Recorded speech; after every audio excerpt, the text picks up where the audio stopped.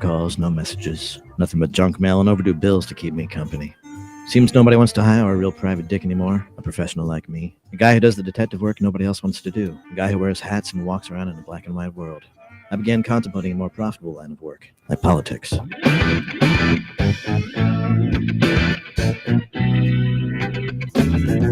are the show you want to know. It's time to talk to you.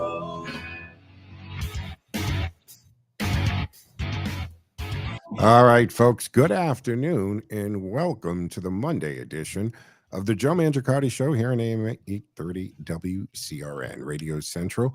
From the center of the dial, the center of New England, and the center of information, AM 830 WCRN. All right, you can join the conversation over the next hour at 508-871-7000. That's 508-871-7000. Our text line is up and running at 617-297-8388, 617-297-8388. Ted A, behind the glass, back at HQ, flying the board. He'll get you set up and into the studio for two-way talk and conversation as I broadcast from the Cameo studios. Reminding you folks that you can always listen, of course, by tuning into AM 830 WCRN, but you can also use the TuneIn app. This is a fantastic feature on your devices, whether it's smartphone, tablet, whatever. Tune in, like thousands of other radio stations. We stream 24/7 on the TuneIn app. And this show is actually turned into a podcast and then put out there wherever you get your podcast, Spotify, iHeartRadio, TuneIn, Podbean, etc. So you can subscribe to it. If you can't listen live at 1 o'clock on weekday afternoons, you can just have it sent to your podcast.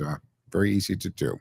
I do stream the show live from the studio so you can watch and listen. It's just a camera in the studio, not a big deal, but you can do it on our social media platforms, both the station's YouTube channel and Facebook page, as well as my Facebook page, X account, LinkedIn profile, and we do stream live to the Rumble channel, Joe Mangiacotti Show Rumble channel. So many ways to join, many ways to watch and listen. 508-871-7000 to join the conversation. Coming into the show today, it was announced the Diddy trial, or the Diddy jury, I should say, went into deliberations after resting on Friday, and they sent a note. So they sent a note out. I couldn't find it, didn't hear anything on the news other than they sent a note out, so we don't know what the note's asking. Typically, that usually means they're confused about something or they need clarification on something. Doesn't it seem like we always find a problem or the confusion or issue is sometimes it's the instruction? When the judges give the instruction, it really depends on the judge, doesn't it? Their personality, how they view it. I mean, we saw this as an issue in some of the Trump trials, the way the instruction was given. So are they confused about the instruction that they received from the judge, or are they confused about evidence or testimony? Who knows? We'll see what happens. I'm concerned that there's a chance, if you listen to a lot of these people who are far more, first of all, legal experts. Second of all, they're paying far more attention to this trial than I am, but I see them being interviewed, and it sounds like there's not even that much of an outside of possibility. There's a not guilty here. So that's kind of alarming and concerning, is it not? All right, this is absolutely, folks, if you saw or heard this in the news that just came up from today, this story out of Idaho. 2 firefighters lost their lives, and the authorities are saying it was just a deliberate ambush. It's still developing, but yesterday afternoon, firefighters responded. There was a small brush fire in Kinfield Mountain in Coeur, in Idaho, in the afternoon, a little after 1 o'clock, local time, their local time. And within 40 minutes, they were under attack, shot at by gunmen. And again, the police, the officials are describing it, total ambush. So 2 firefighters were killed. A third has been wounded and is in the hospital. What the heck, guys? There's times, depending where you live, and I know that the operating procedure for, say, ambulances, especially the private care ones, they're contracted. When they respond, say, to a house call for something, they actually don't go to the house until there's a police cruiser there. And I've watched this. I've watched ambulance get at the end of the road and sit there, and you say, what the hell? Somebody's having a problem here. And they're not allowed to go until the police are there because they don't know what they're going into, especially domestic calls. Domestic calls can be horrible.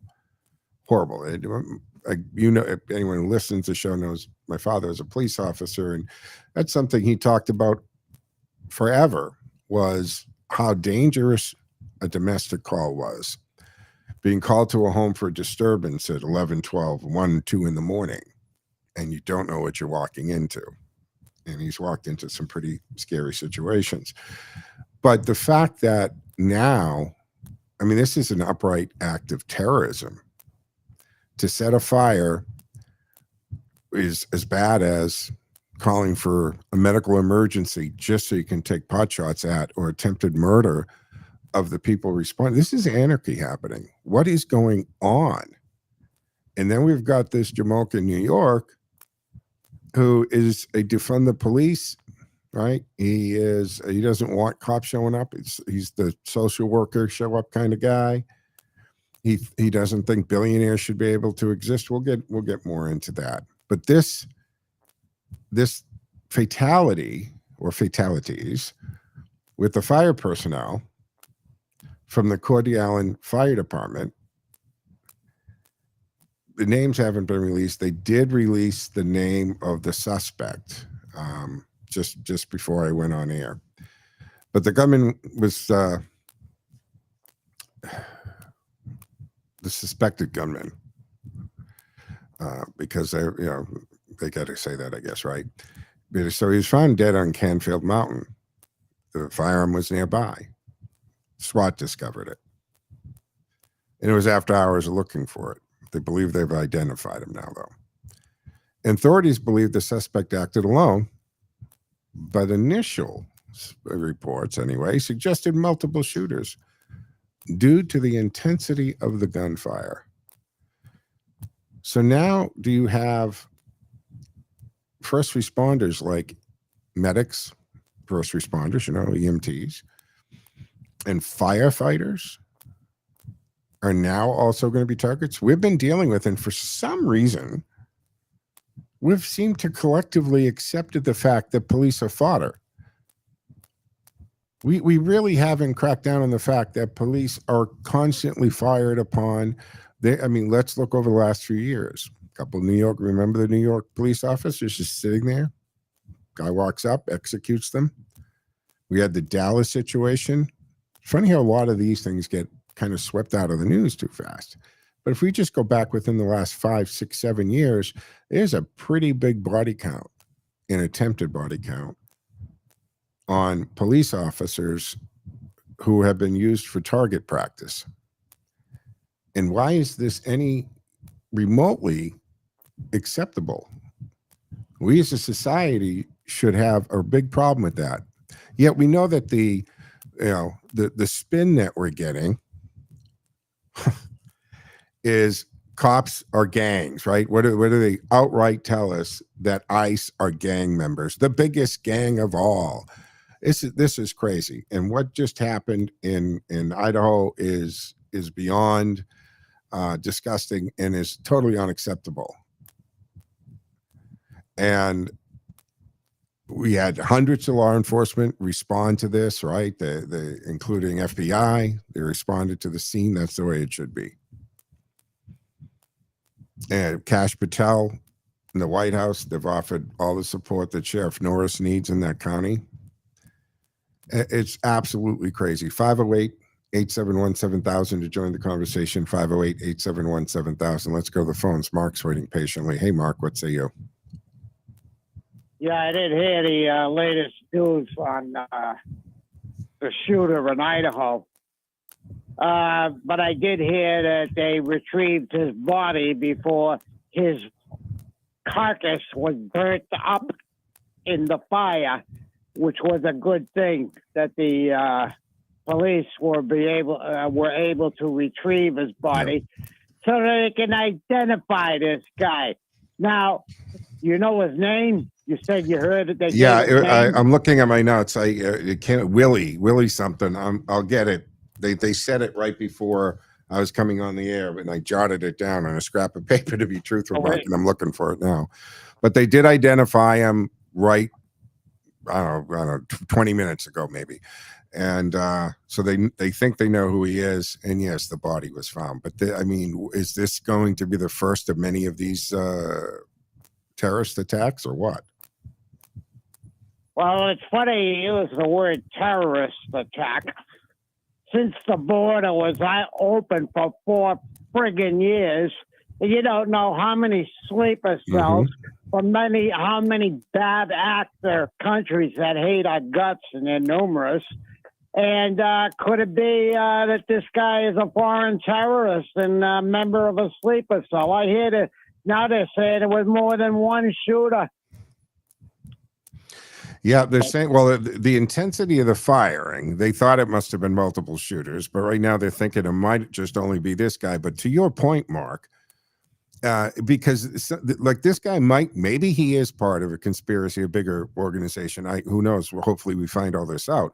But it could just be a single lone wolf, and we could have hundreds, if not thousands, of people who, again, guys, conspiracies don't always have to have like a secret handshake, a meeting place. Thursday nights at 9 we meet behind the dump. And no, sometimes the common thread is the anarchy. The message is there. You don't need to organize it. These people, they get radicalized, and they get all done up in this, Mark, and they just go out and they do these things. You know where they get radicalized? On the internet. Absolutely. Either that or they snuck in through the border. They found all kinds of documents on the Mexican side of the border written in Farsi, which is the language of Arabic. Iran. It's not Arabic, it's Farsi, which is the written and spoken language in Iran, not Arabic. They do have, but it was written in Farsi. We're against the clock, Mark. Thank you for the call. Absolutely. All kinds of documents and IDs. Thank you, Mark, again, because the problem is people were living perfectly fine in other countries, maybe not the country they originated from. And that's the whole point I always make about the fact that you cannot leave your country, live comfortably in another country for 5-10 years, and then come here and say, I need asylum. You're not fleeing. The first port of entry that you get safety, you got to stay there. We got to take our break. Back in 2 and 10, folks. Stick with us on the Monday edition of the Joe Mangiacotti Show.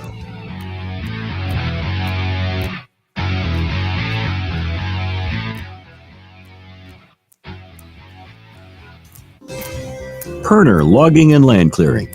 Fully equipped with state-of-the-art equipment to handle all of your lot and land clearing needs, whether it's 1 acre or 100.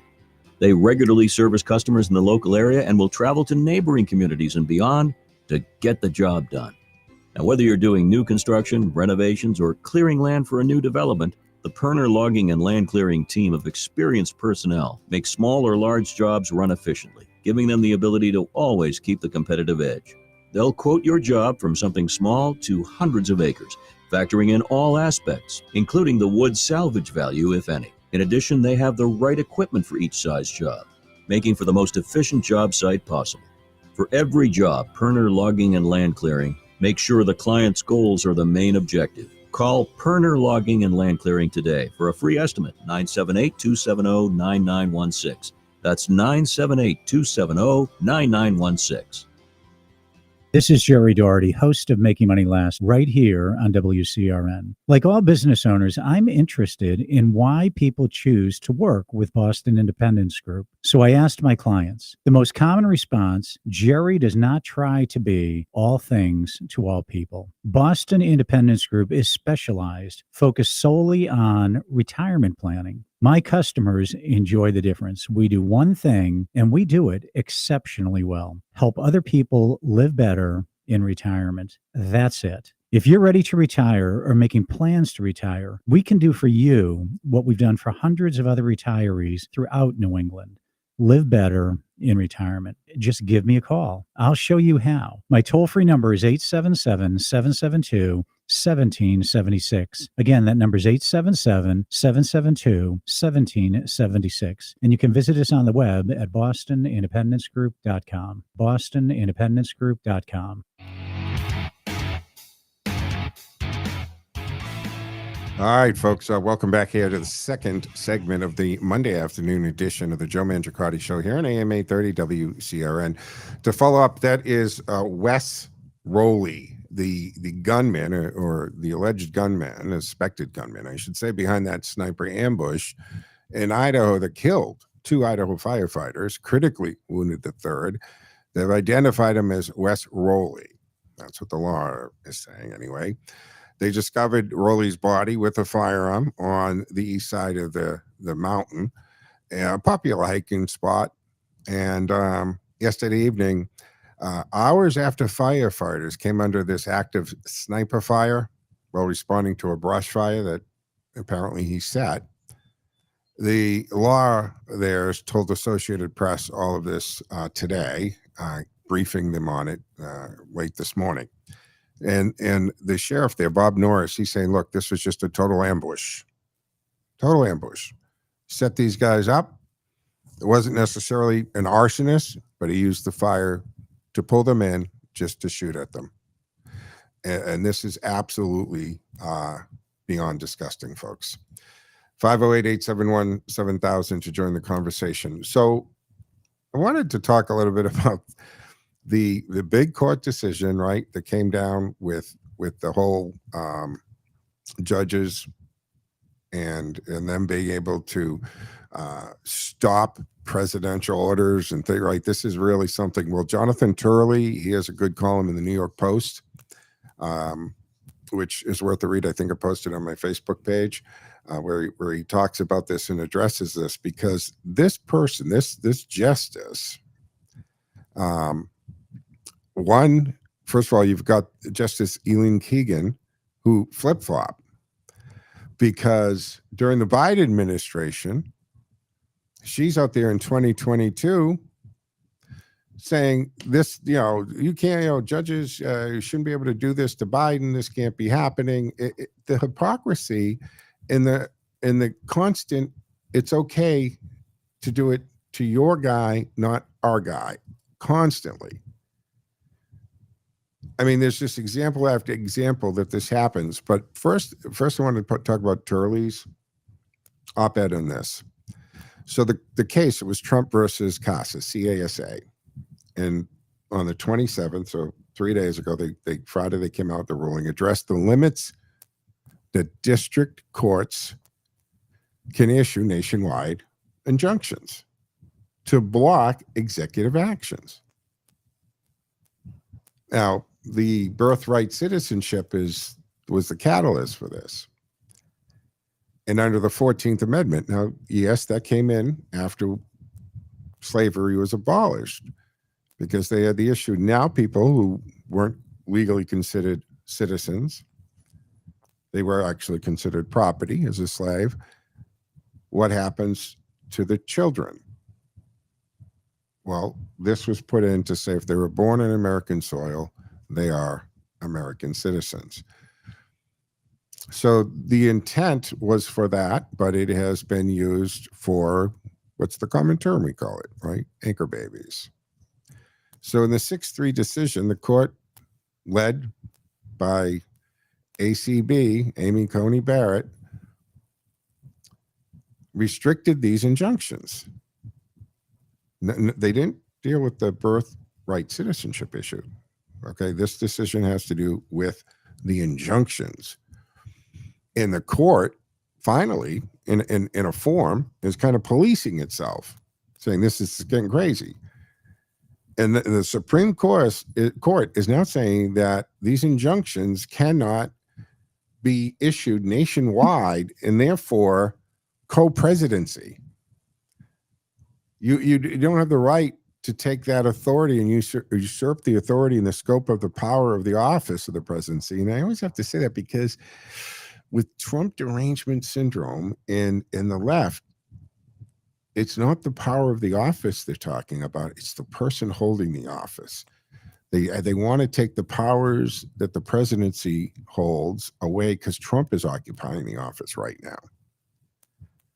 But someday a Democrat might, who knows, at the rate they're going, maybe not. But someday, chances are a Democrat or somebody else who's not a Republican, but wouldn't it be more accurate to say MAGA? Because is Trump really a Republican, or did he kind of create a MAGA movement?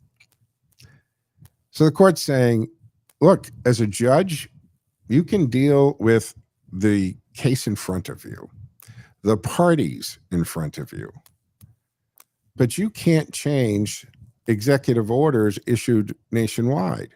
6-3 decision, by the way. Calling me surprised. But these injunctions, arguing they overstep judicial authority and hinder the executive branch. So it's a win for Trump, right? Freeing it from the lower court, blocking all kinds of policies on immigration and government downsizing and everything else that gets mixed in there. But Turley addresses Jackson's chilling dissent here because Ketanji Brown Jackson, yes, that one, who can't define a woman, doesn't really know what one is because she's not a biologist. But what Turley's talking about, and what is kind of chilling to me as well, is her dissent. She warned that curbing universal injunctions creates a catch-me-if-you-can regime, allowing the executive to bypass constitutional rights unless individuals file lawsuits. But that's always been the case, has it not?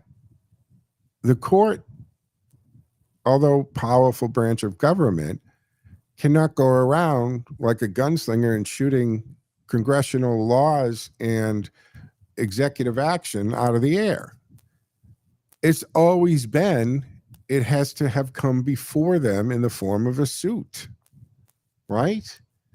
That's always the case. The court can't just step in and say, we don't like that. Somebody has to say, I'm suing because I think this is a violation of one of my constitutional or several of my constitutional rights. Is this law Congress passed? Is this action the president taking? Is it constitutional?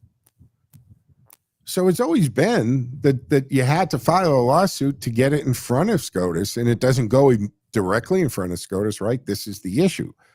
We have district and appellate courts that hear it before it gets to SCOTUS, and SCOTUS doesn't have to take every case. They pick the cases that they're going to take. So she argued the decision risks zone of lawlessness, right? She claims that it undermines the judiciary's role in checking executive power and could erode constitutional protections like birthright citizenships. Well, that's just appropriate things. First of all,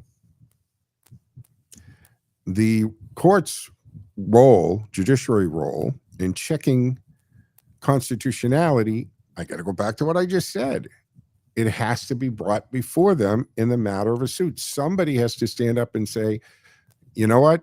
That's a violation of my constitutional rights. Here are argue the case, and that's where we get our decisions. So that this doesn't make sense to me on its face value. And when she says zones of lawlessness, right?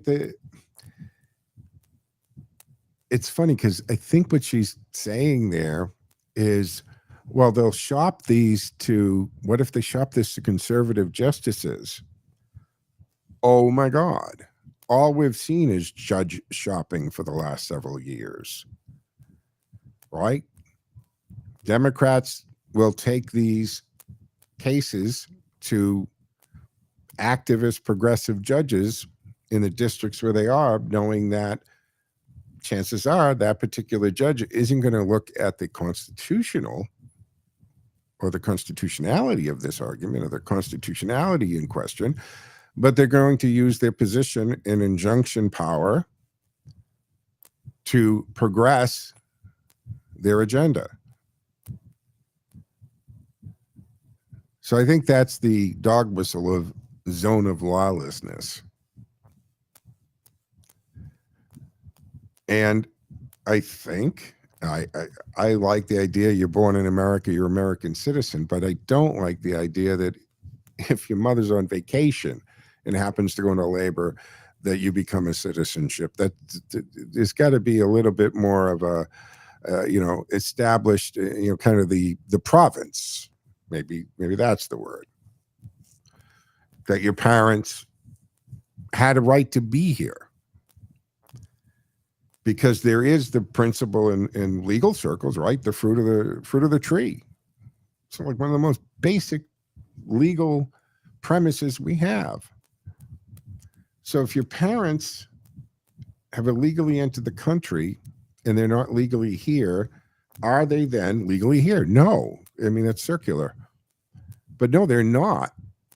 So anything that comes from that shouldn't or should not be recognized or shouldn't have to be recognized legally, right?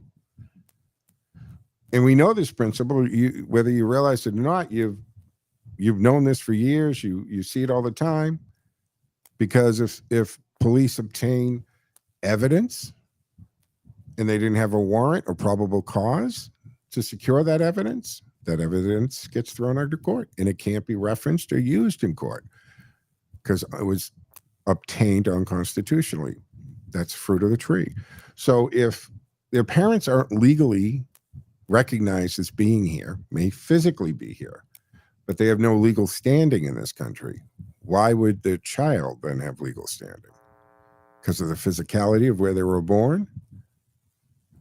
Now, if the parents are here with legal standing, because maybe one of them has a visa to work for a major corporation or attend school, I think it would be hard to, if they had legal standing to be in the country and the child's born here, maybe they do. Those children do become citizens.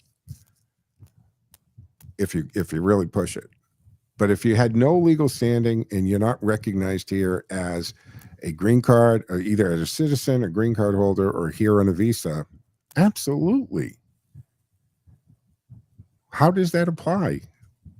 Maybe I'm wrong. What say you on that? 508-871-7000 to join the conversation, 508-871-7000. If you are not here in legal standing, should your offspring be an American citizen just because you happen to be on American soil? On this case, if your parents aren't here, if they're totally here illegally with nothing, I don't think you should get citizenship. What say you? 508-871-7000. We're going to take our mid-show break here on the Monday afternoon edition of the Joe Mangiacotti Show on AM 830 WCRN. Reminding you, we're streaming 24/7 on the TuneIn app. And if you'd like, you can join me in studio on Facebook, X, LinkedIn profile, or Rumble TV. Joe Mangi Show. That's my handle, Mangi. All right, folks, back into in 10.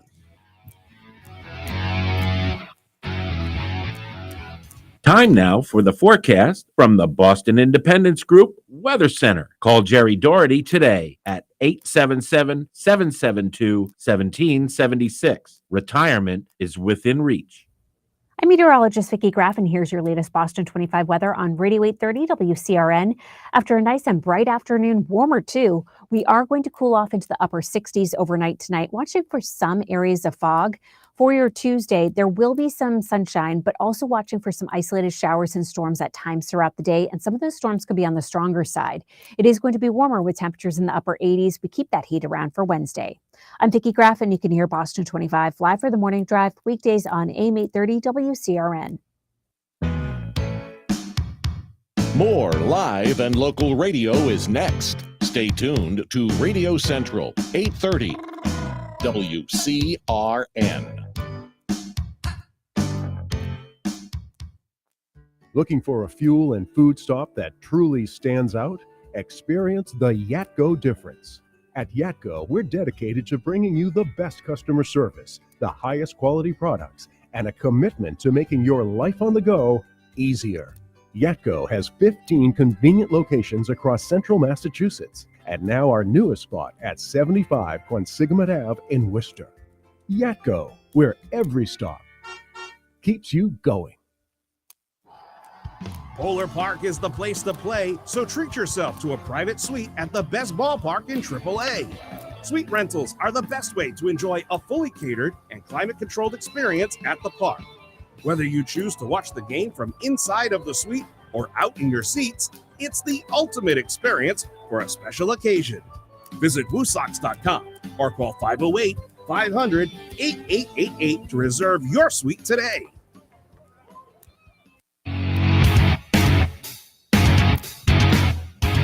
All right, folks, welcome back to the second half of the Monday afternoon edition of the Joe Mangiacotti Show here on AM 830 WCRN. You can join the conversation at 508-871-7000. That's 508-871-7000. Join the conversation today. We'll get you set up back in the studio, and you can join. Don't forget our text line is also running at 617-297-8388. 617-297-8388. Let's go to the phones. Ken's been waiting patiently. Hey, Ken, what say you? Hello, Joe. Hey, Ken. Birthright citizenship. What a topic that'll be. Many layers to this.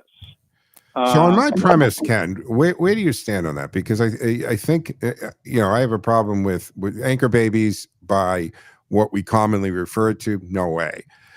If your parent, and my argument on this is the simple legal premise of fruit of the rotten tree is and I'm not calling illegals rotten. I don't want the text.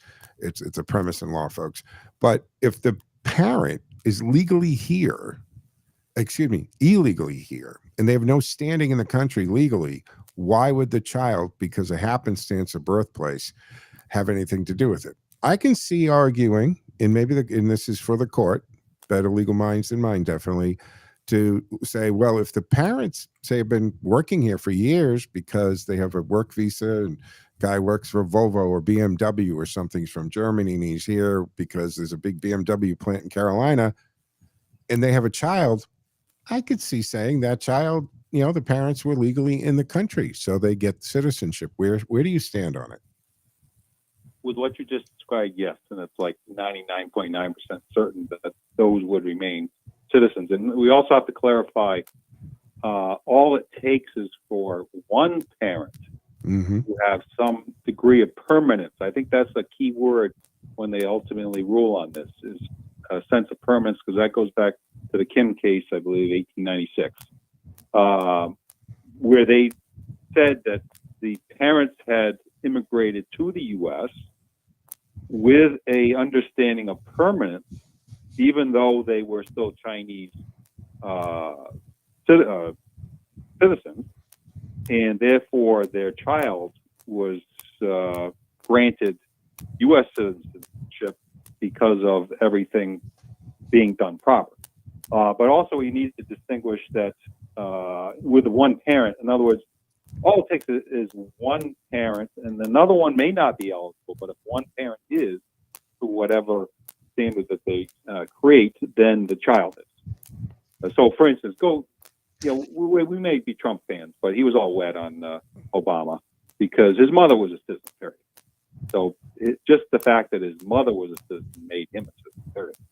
At the end of that story. Yeah, but the thing with the Obama thing is because outside of citizenship, the Constitution specifically talks about presidents having to be, born American, because what were they worried about at that time? Well, that was one of the things that was being thrown out but it still wouldn't matter where he was born.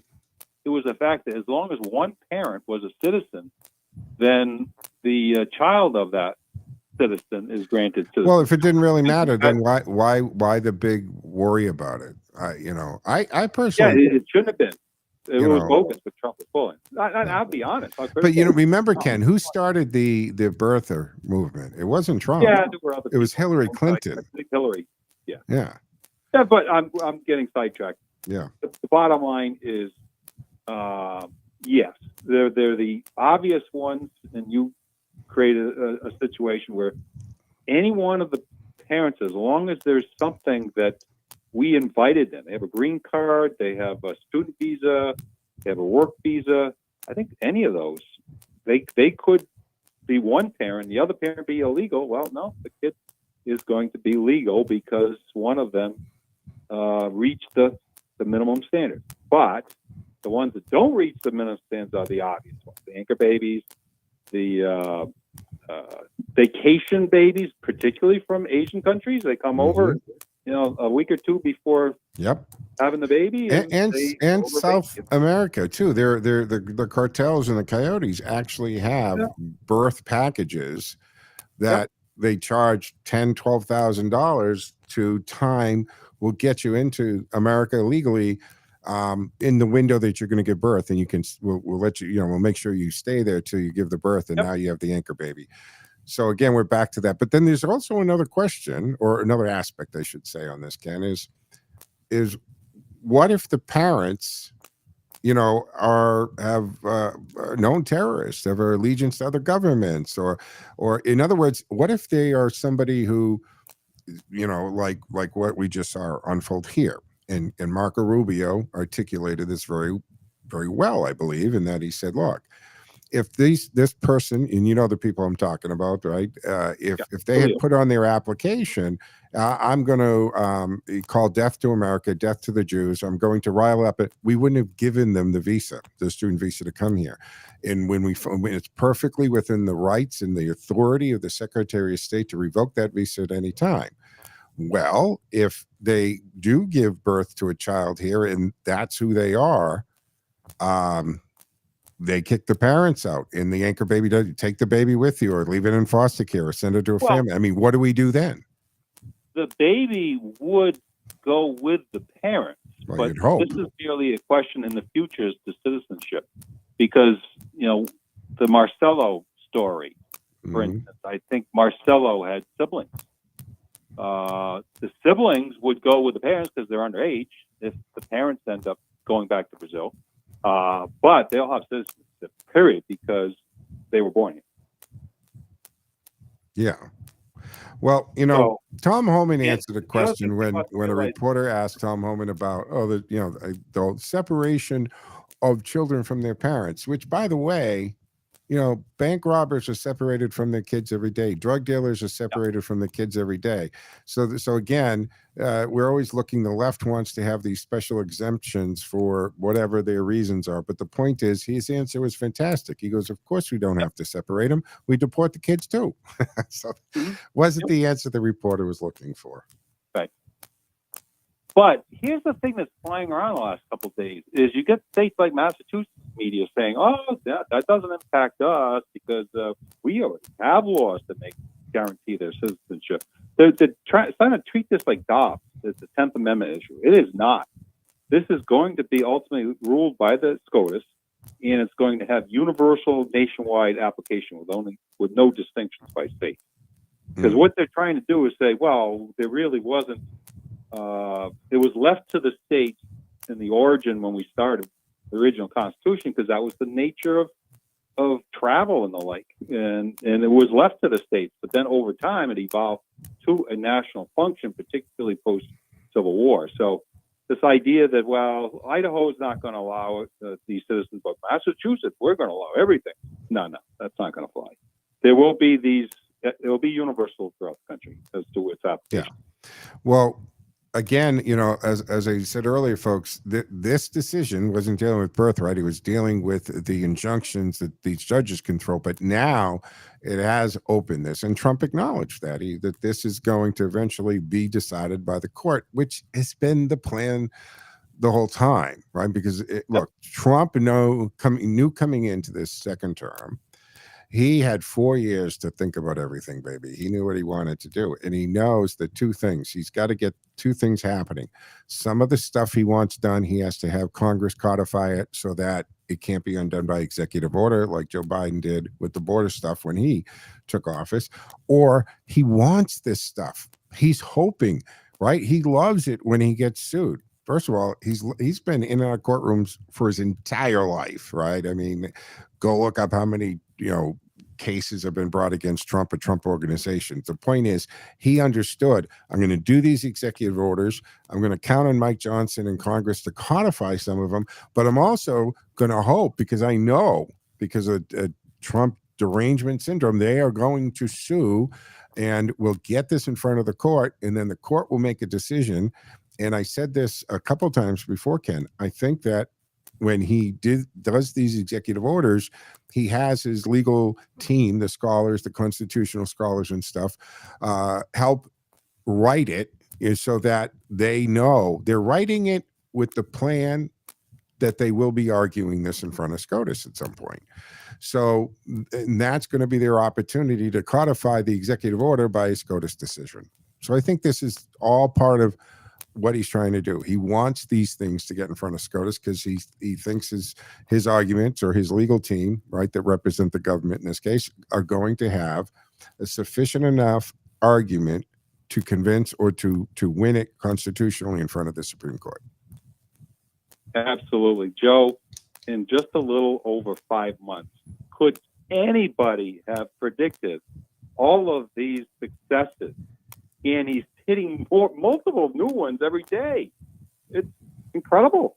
Well, I was saying, and I sat in for Blue yesterday, and I think it came up there that, this Rwanda thing, right? He ends another 30-year, conflict and war, like in between other major wars. And I think it was there were like 18 nominations for Trump in the Nobel Peace Prize. And there could be more because they don't publicize it, right? The only way is if the person who nominated lets that out. And there's several of the nominations are directly tied to the Abraham Accord, but also the Iranian-Russian conflict, and of course, Pakistan and Kashmir. I mean, some of the great achievements that he's getting done actually have just been lost in the big confusion of everything else going on. It's crazy. Well, Joe, at least we know the answer to who's your daddy. Yeah, that was weird. That was weird. But it's funny because a lot of people are referring to that, including Gutfeld and stuff, that, daddy's home, making the analogy that, it was like the parents were away and during the Biden administration, and your parents have just come home. And they certainly acted that way after Trump got elected, before he was sworn in, because $93 trillion ended up going out all over the place. And they, was it Project Veritas, right, has the guy from USAID saying, oh yeah, it was like throwing gold bars off the Titanic. Our orders were just get the money out the door before the Trump administration got sworn in. It was absolutely crazy. Final thought, because we're against the clock. Even Thomas Massey now, I think, is feeling the heat. Don't be surprised if he votes for BBB. He might. So you look at, they got to vote. Ken, thank you for the call. I'm against always a great call. Look, they can't, Democrats cannot live with letting the tax breaks go away and putting a $3 trillion hike on American middle-class taxpayers. I don't know if they can stand that for the next, for the midterms, folks. All right, we're going to take our third and final break here. Back with the fourth segment on the other side, folks. Stick with us. Back in 2 and 10.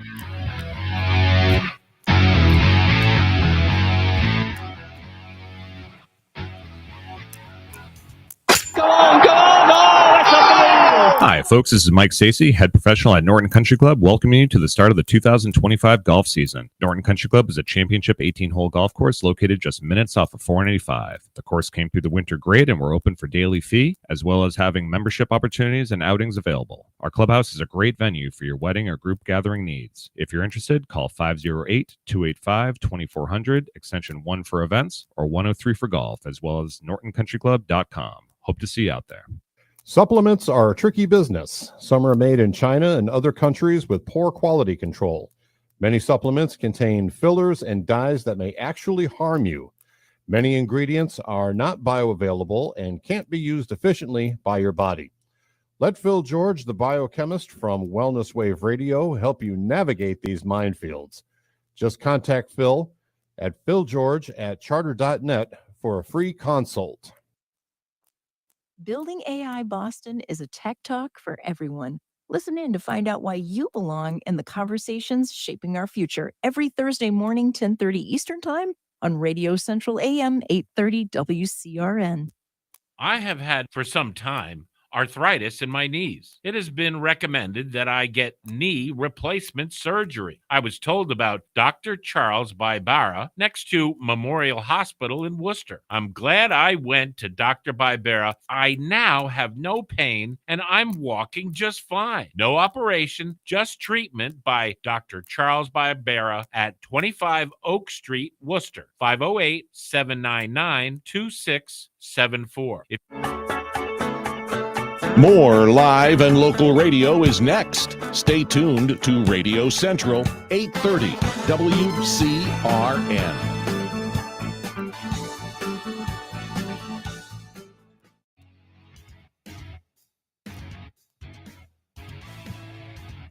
All right, folks, welcome back to the fourth and final segment here in the Monday afternoon edition of the Joe Mangiacotti Show on AM 830 WCRN.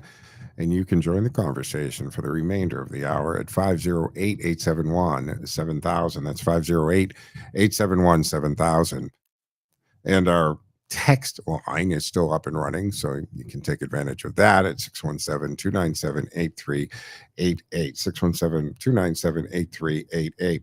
So just to pick up on where we're leaving on the last segment on the bill, right? 3XB, right? Big, beautiful bill. This is shaping up. It's just one of the most controversial pieces of legislation in years because it has the tax cuts, extending the Trump tax cuts from the first term, border security, big time.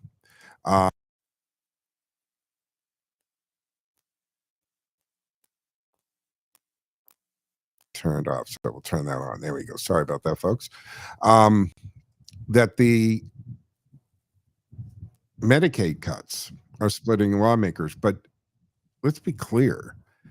They're not cutting Medicaid and Medicare for those entitled. What the Republicans and what the bill's trying to say is we've got to stop the fraud and abuse that's taking place in it.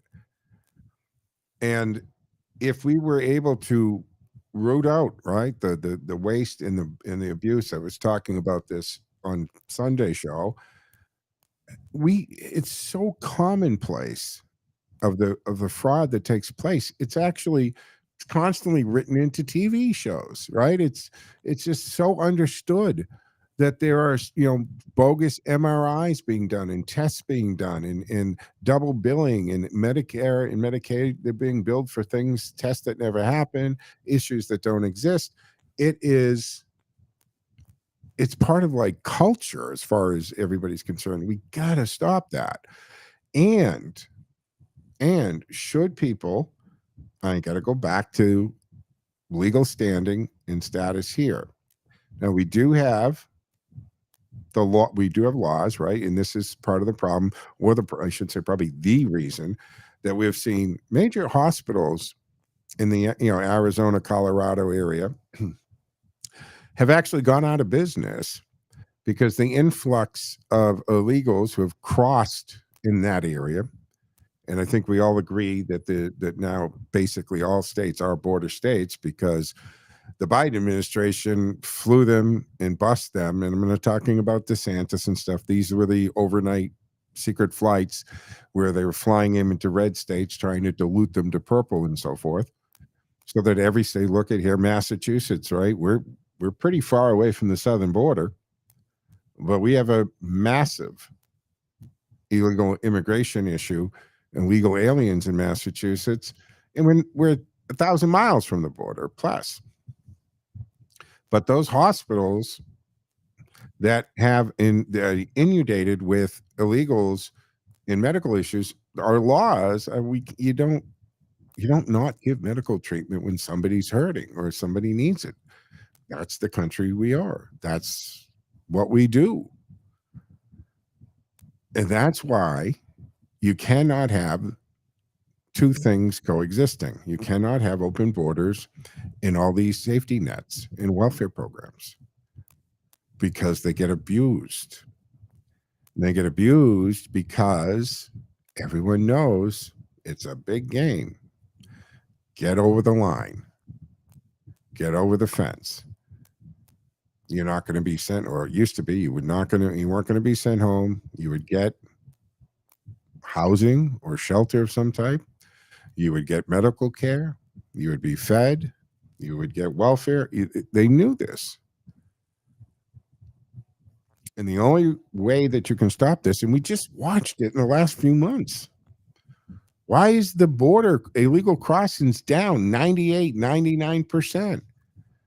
Because the world saw that it wasn't going to be acceptable anymore.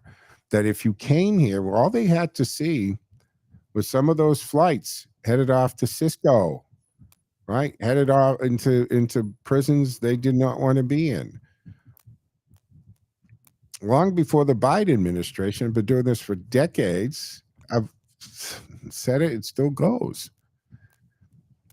The way that you stop massive illegal immigration is you got to de-incentivize it. You have to take away the rewards. And that is, if you come over illegally, you are actually detained. You're not paroled into the country. Now, the problem with that is our own laws say that if you are paroled, if you are detained, then you have X number of days for your asylum hearing, period. And that's only if you're requesting asylum. Otherwise, they're just supposed to deport you. And that's the due process, by the way. But if you ask for asylum, regardless of how bogus the claim is, we've got to go through those motions. And that's why Trump created the Wait Mexico policy in the first term.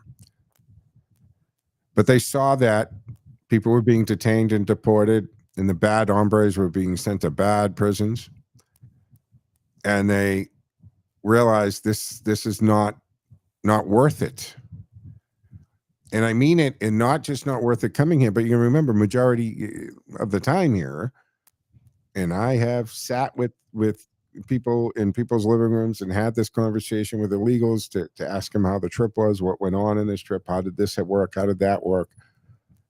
They've gone into debt, maybe 8,000, maybe 12, maybe 18. Sometimes it's 8 or 10,000, but guess what? By the time they get here, it's 18, because once or twice in the journey, they're stopped by other cartels or even people posing as federales, and you need another couple $1,000 for each person to be allowed to continue.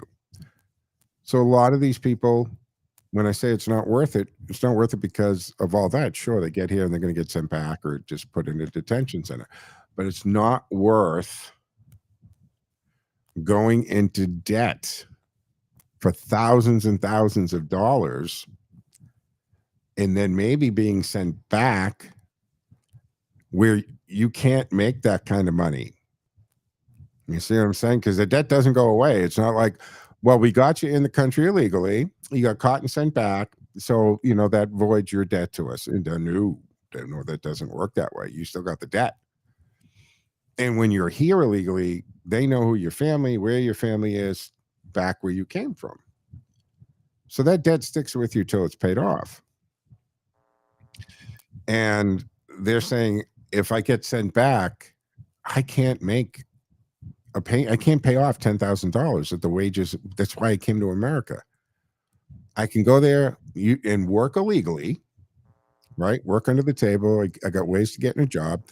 I pay off my $10,000, $12,000, $18,000 debt to the coyotes and cartel, and I'm squared there. Now I keep working and I make $10,000, $20,000. You're sending home, that money home every week, or saving it up, and then you eventually go home, because for 20 grand you can buy a farm in Brazil. You can buy a beautiful farm in Guatemala. You can build a beautiful house for 10 grand. And so this is often the plan. And there was something else that I had never thought of till it came up by some people with illegals I was talking to, that the plan when they do this is, say the husband gets over here and he's got maybe a wife and a couple of kids, or he's just got the family. And they're so concerned with sending the money back that they live so frugal here that they don't eat properly. Never thought of this till this was brought up a matter of days ago, actually. And they were explaining to me that, because they're living on processed junk food and ramen noodles and things that they don't eat healthy at all, and they don't go see doctors. They just work a couple, 3 jobs, because their whole function of being here is to make as much money to take care of their family back home, that they actually, after 10 years, 12 years of this, they have absolutely sabotaged their own health. And so by the time they reach their 50s or 60s, they are, medically a mess. Never thought of that till I was told this by some illegals actually this past weekend. Never thought of that. And that apparently is a real thing that happens to a lot of people in that situation. But if you want to stop it, I've always said this and I maintain this, folks, you got to make sure that they cannot work illegally, and you hold the employers responsible for that. We saw when Florida put the bill in, right? DeSantis put the illegal alien anti-employment act in Florida. Literally the next day, housing development sites, construction sites were basically empty because the word went out among the community. And illegals I know in Massachusetts, New York, New Jersey said yes. Their friends and family who were down, they called them and said, can we come up that way? We can't stay here. They'll be raiding the developments, the housing developments, the landscaping companies. They'll be doing all that. We know that's happening. So you see, if you come here illegally and you cannot get work, if you cannot get benefits, and maybe the exception to that is medical emergencies, because there's a certain amount of civilization that goes here. You can't let somebody die in the street or be in pain. But if you take away the incentives that you can't rent property, you can't buy property, you can't buy a car, you can't register the car, because if you have no legal standing in the country, why are you able to enter into legal contracts?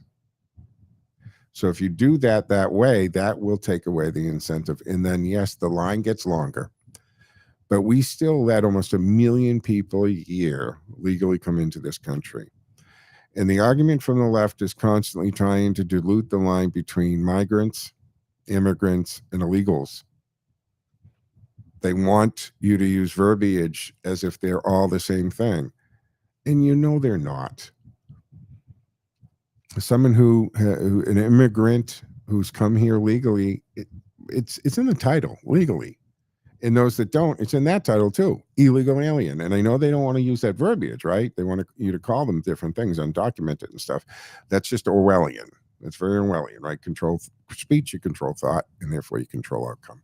But folks, it looks like we're going to wrap up the Monday afternoon edition of the Joe Mangiacotti Show here on AM 830 WCRN.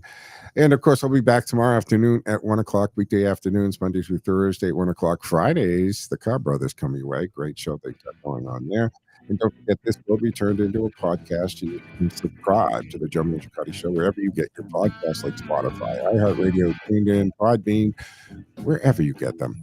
All right, folks, have a fantastic rest of your day. And I'll see you tomorrow afternoon at 1. Joe out.